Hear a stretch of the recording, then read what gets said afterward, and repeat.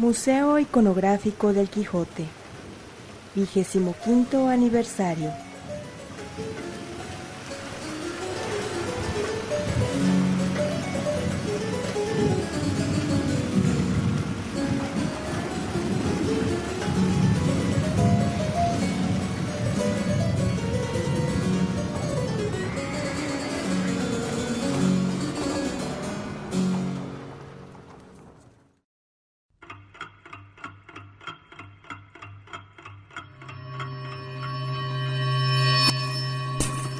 Historia de un cuadro.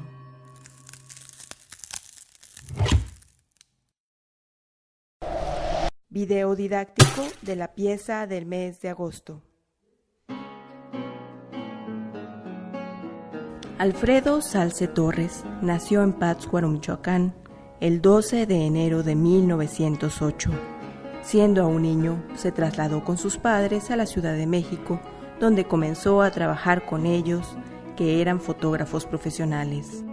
Estudió en la Escuela Nacional de Artes Plásticas de 1924 a 1927. Posteriormente, continuó sus estudios en la Escuela Central de Artes Plásticas. En 1930 recibió el encargo de fundar la Escuela de Pintura de Tabasco. Enseñó dibujo en las primarias de la Secretaría de Educación de 1932 a 1935 y se incorporó a las misiones culturales de 1936 a 1940.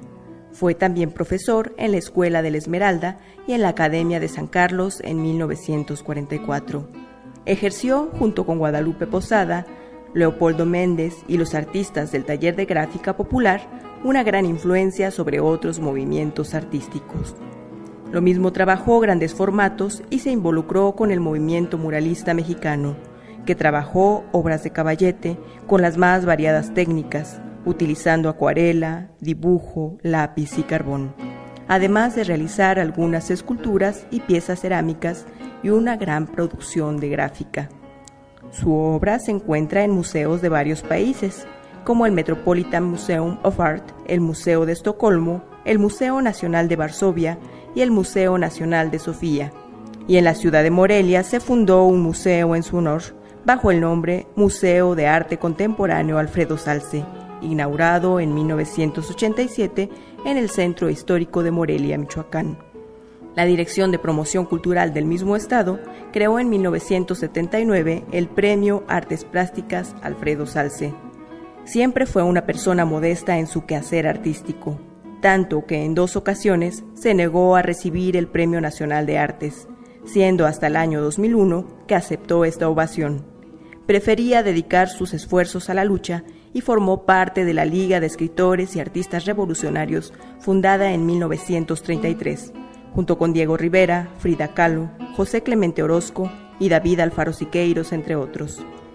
En 1936, junto con Leopoldo Méndez, Pablo O'Higgins y Fernando Gamboa, pintó al fresco el mural Los Trabajadores contra la Guerra y el Fascismo, en los Talleres Gráficos de la Nación de la Ciudad de México. Unos años más tarde, la experiencia acumulada durante este periodo se plasmaría en obras como México se transforma en una gran ciudad.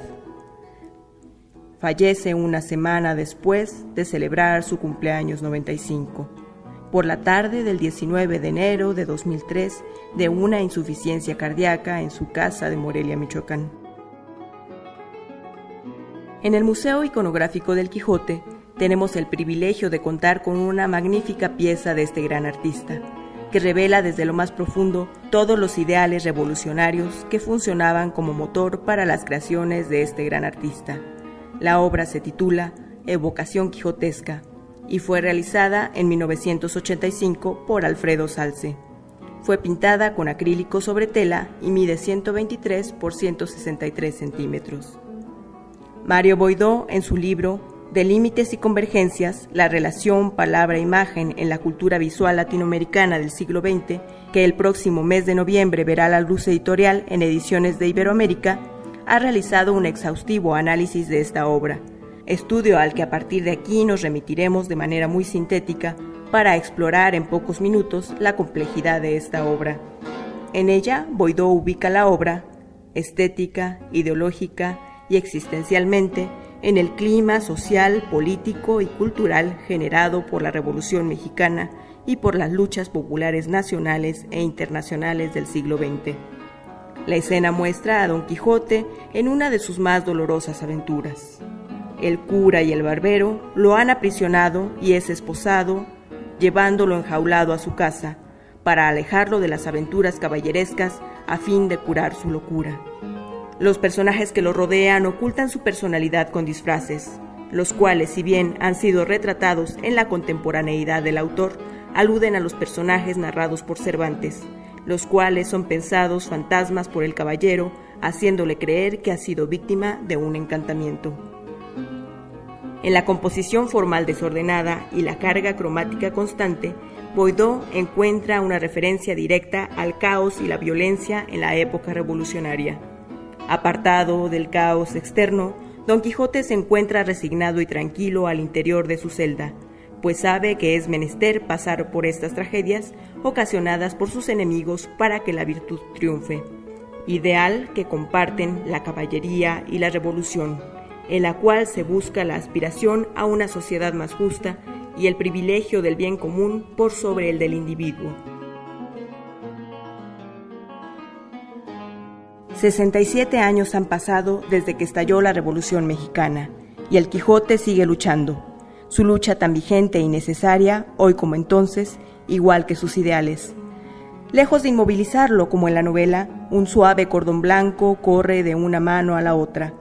Salce separa generosamente los barrotes que enmarcan la cara de Don Quijote, mostrándola con mayor claridad y dejando abierto un espacio propicio para que escape el personaje, si así quisiera obrar. En la obra, solo dos personajes se relacionan directamente con Don Quijote preso, el payaso y el militar, cuyas miradas lo apuntan directamente, personajes que dentro del análisis de Boileau pueden transponerse con los personajes literarios del cura y el barbero, que pretenden curar de la peligrosa locura que acecha al personaje, peligrosa como la revolución misma, que pretende romper con el orden establecido. Los libros quemados describen la desgracia sufrida por la biblioteca de Don Quijote, desde su creación hasta su destrucción a manos de un orden opresor. El resto de los personajes no tienen una interacción directa con el personaje central.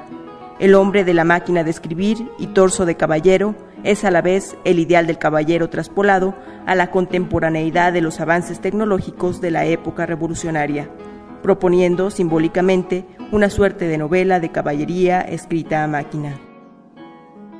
El payaso parece ser una metáfora del barbero de Cervantes, que destruye la biblioteca de Don Quijote en el primer capítulo, pero no por ello impidiendo que éste se lance a la aventura de los textos ya leídos.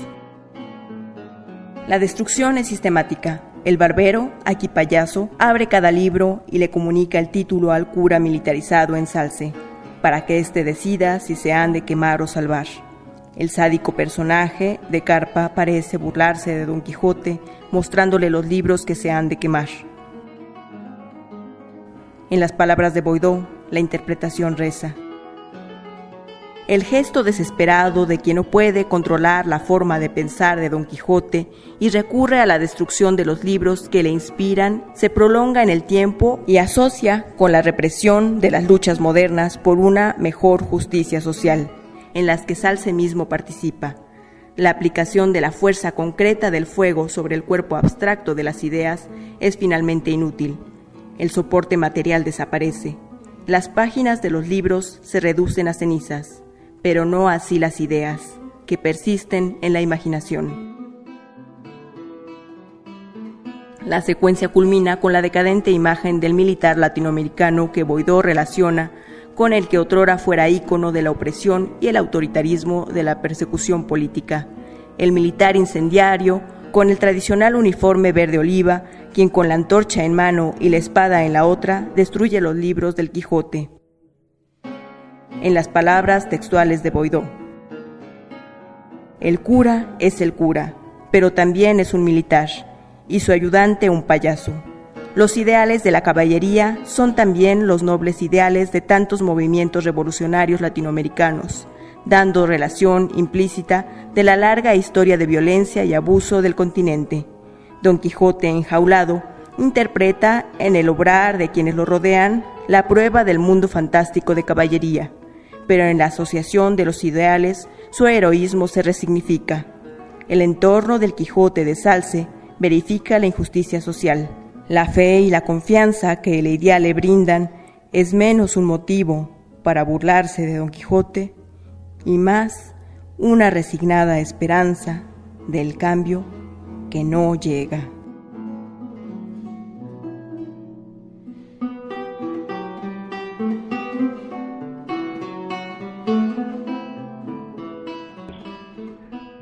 ¿Cómo es Maestro Salce?